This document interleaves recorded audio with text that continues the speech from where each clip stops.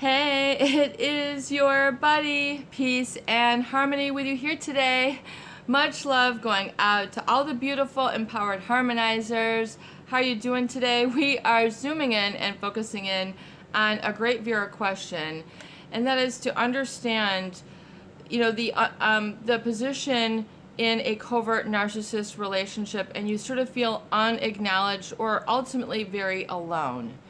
And when we talk about a relationship with a covert narcissist, we're talking really about someone who has a pathological sense of self-importance, meaning abnormal or unhealthy. And then coupled with a lack of empathy, which means they don't really acknowledge and validate you, or your feelings, your position, your I am. And so if you are not validated, if you are not in relationship or communication with others who really have empathy, there are mirror neurons in the brain which are part of our natural selection, but also part of our physiology and our psychological, spiritual, and social makeup, which is we are social beings. And we are meant to, work collaboratively, cooperatively, and so these mirror neurons are to assist us in that journey.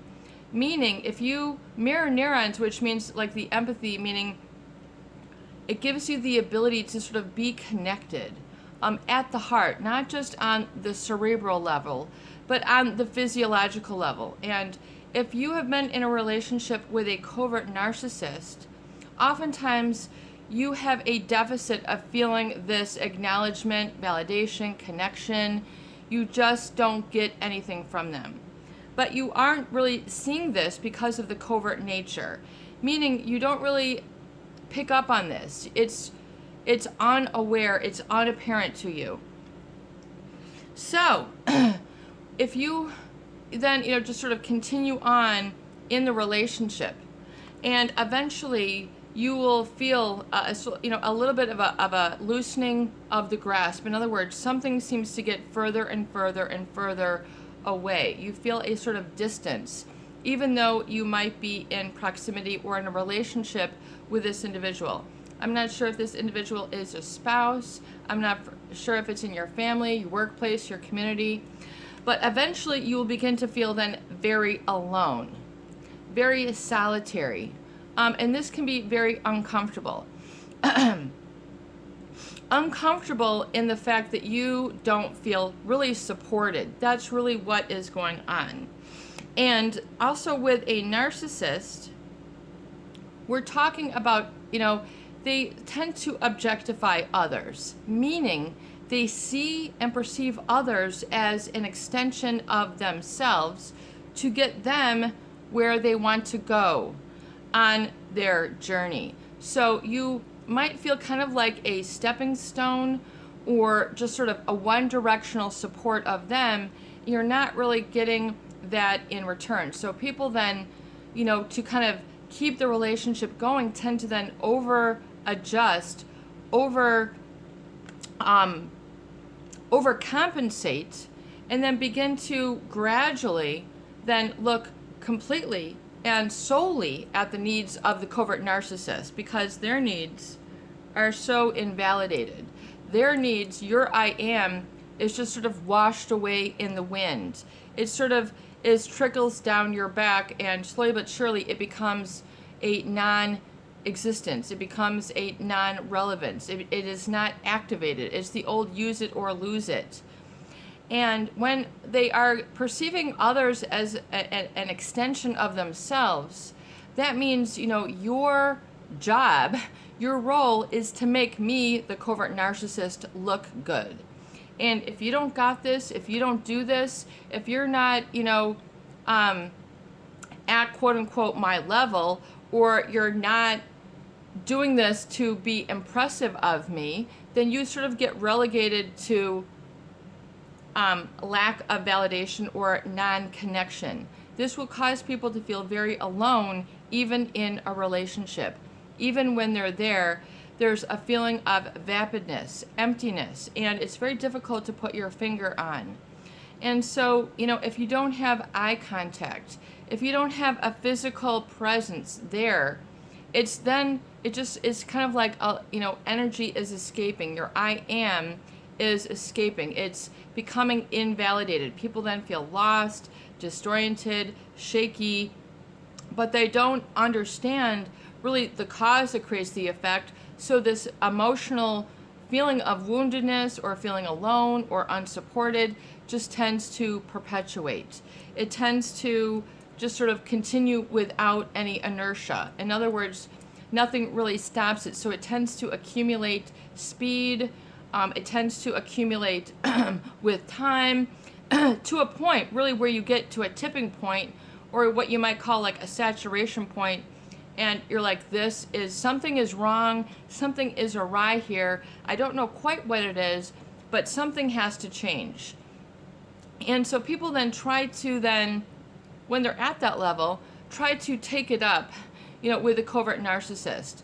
But you have to understand the covert narcissist doesn't really have an open and receptivity for this, because of this disorder, of this personality snafu, if you will. They don't really feel that they have done anything wrong. So to them, they don't understand the reasoning. So for them, it's baseless, not founded, not relevant. And so they might give a lip service, but yet things never change. This becomes very uncomfortable for a lot of people. In fact, it's because they need to keep this sort of hierarchy where they are the better than you. In other words, they create this gap. And in that rift, in that gap, you have to be able to hold your I am and your belief in self. But you have to, so in other words, circling back, is that the narcissist, because of this, they might then compliment you. They might be supportive. So it's like gives you that validation. But oftentimes it's with their own ego stroke that they're giving the compliment. In other words, it's not very genuine. It's not consistent. It's not authentic. There is no hug. There is no kiss. There is a distance. There is a lack of connection. And really it's important because they will sometimes, I think for our viewer, they said they will boost their significant other or spouse before others. In other words, to appear supportive. In other words, it's an ego move for them to compliment others. But yet, you kind of feel that you're not really in the picture. You're not clued in. It doesn't resonate. They're using it as their own ego boost, their own ego stroke. And so, and then it just sort of dissipates. It goes it goes away. It does not build up a relationship supportiveness, within you. So you kind of feel very alone on your journey. This can be very, very painful. So that's why it becomes very important to acknowledge and validate your truth. And to know that you're not crazy, you're not being too sensitive, you're not asking too much. You need to know this. You are not going to get this knowledge just from continuing to be with the covert narcissist, because for all they're concerned, if you aren't,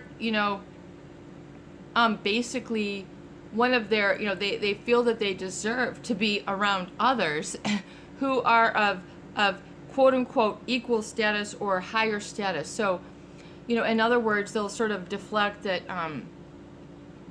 that you're less than. It's an insinuation.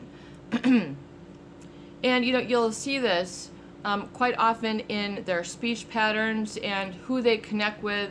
In other words, they're the people who always want the supervisor, they want the manager, they want it now, they're not willing to wait in line, wait in queue.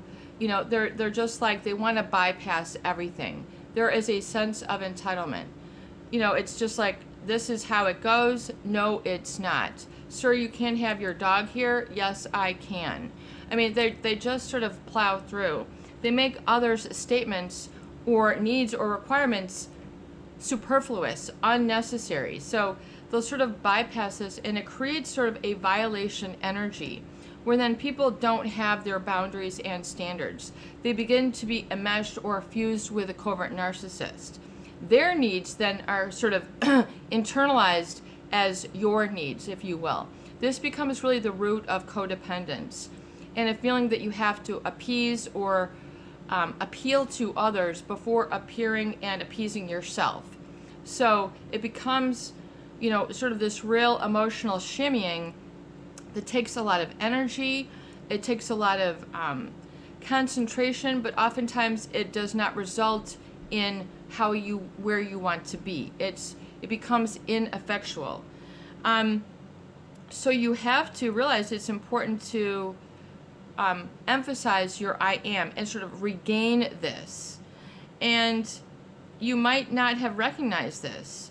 So, and the other thing, another viewer comment is that then when you are supportive of them, oftentimes you end up getting burned, I think was the comment. In other words, if you continue on the same pattern, helping them, their evolution is more important than yours. What they need is more important than you. Their feelings, their opinions. A feeling that if you do not, appease them or, are on what they need, there's a feeling that you are irrelevant or invisible. This is because, you're feeling this because those mirror neurons, they're not clicking into place. They're not wiring and firing together. You're not getting an empathetic experience. You're getting this sort of gaff. You're in the gaff. You're in the gap. So you need to be able to then hold your strength during those periods of time and really check in with yourself. So this might become a new emotional habit, which for a lot of people results in sadness, loneliness. They feel they've wasted their time. I need this now. They feel that they're, but you are right where you are right now, and this is how it should be. So you're here right now. You need to kind of come within and really relax the pressure that you feel from the narcissist. You really need to stop the pressure and just stop the pressure that they're putting on you. I always say, there is no pressure written on your wall saying pressure on your ceiling. You need to remove that sort of pressure or that sort of way of relating and sort of back off of it and hold some space for yourself to come into a relaxed body. It's okay, but it might be painful because you're asking the big questions. You're facing your fears. The greatest way to dispel this is to face your fears. Okay, it's not that scary. It is not that bad. It might be the beginning of the journey. It might be the second step of the journey, but either way, it is the first step to your freedom, your liberation, your happiness, your fullness of being, your joy, your aha moments, I told you so moments, I knew this going in, and then your validation then begins to click in within yourself. I am right. I am then supported. In other words, if you can then listen within and you say, you know what, I need this. This has gone on too long. I am not supported. Once you realize that truth, I deserve support. I am. I deserve to be acknowledged and validated. This is real. This is not too big an ask. Okay, so for the narcissist, your ask, oh my gosh, to give you 5 minutes of my time, are you kidding me? When I'm in the midst of this, and this, do you see what I'm saying? How many of you can relate to that? You're asking for this, you're asking for something. It is not too much, but to the narcissist, it's all about me. It is not about anybody else. So when they're in that, you are not going to get blood from a stone. You are not going to, you're basically watering plastic flowers. You're basically, it's not going to grow. Stop watering the plastic flowers. It's about time to get real with yourself. And this will be liberating, even if it's like, you're hitting your head, you're kicking yourself, you're kicking everybody now, or, you're like, I can't believe this. Well, awesome. Even though it's uncomfortable, this is a sign of growth. And so really getting through it is important to say, if you're, ask yourself, if I'm not living my life, whose life am I living? Are you living for this other person? If so, realize to a certain degree, this can be dangerous, especially as it reflects to your self-esteem, your I am, your ability to communicate and stick up for yourself, not only for, minor issues, but for major issues. Like, really needing something, needing support, understanding that it's okay to be supported, because then people, will eventually, they'll develop kind of a post-traumatic stress syndrome and, have a real anxiety then when they're around others, because they're not used to, they're not used to sort of holding their own. They're not used to their true I am being called upon. So they might develop a lot of social anxiety, and not knowing why. So it can become very painful, very emotionally painful, heartbreaking, feeling alone, feeling like I'm not enough and I don't know why. So this is the normal sort of offshoot of questions, and there's sort of questions, though, oftentimes to self that lead nowhere. So it can become like a recurring or intrusive thought. So you want to break that cycle and be willing to say, I receive. I receive. I receive. It is safe. It is safe for me to be acknowledged and validated. It is safe. It is okay. I am okay. You need to write this down. You need to speak these words of truth. You need to have it resonate through your body. It needs to come up through the throat chakra, which is where you communicate from. And if you understand the chakras, you can study that, but you have to liberate and open the flow, especially from your vocal box. You're coming, from within in your solar plexus, I am. It's not up here, I am. It's here, I am. Practice that. Your verbiage should be able to come from within. But you might not have experienced this with the covert narcissist. Raise your hand. So this is what you need to nurture, develop, and support. This will then be with you for your rest of your days, and no one can take it away from you. How awesome is that? We need to get the breakthrough to the other side of this. And this is an awesome observation. And it's the problem, because then if they're supportive of yourself in public settings, it's really to a stroke of their ego, but you know better. So realize, it's okay and to pursue your happiness.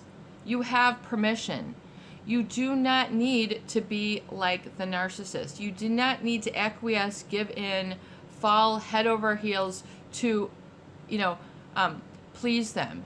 Because ultimately, this will result in a letdown, a disappointment, depression, a feeling of emptiness and failure. And, if you're not experiencing that, then what are you experiencing? So it's really important to realize and give yourself a fresh new you. Fresh air, fresh ideas, fresh visions, fresh activities. Something new that you can update, especially now we're in the midst of a pandemic. It's a big refresh. It's a big reset.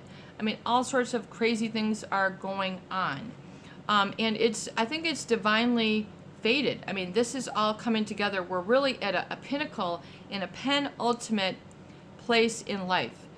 And, pinnacle meaning, we're coming to the top of a cycle or a change here. And you are witnessing this. You are important. You're part of this divine plan. You are. The divine is running through you. Divine design is within your very being. Look at your hand. This was not made by man. You are a divine creation.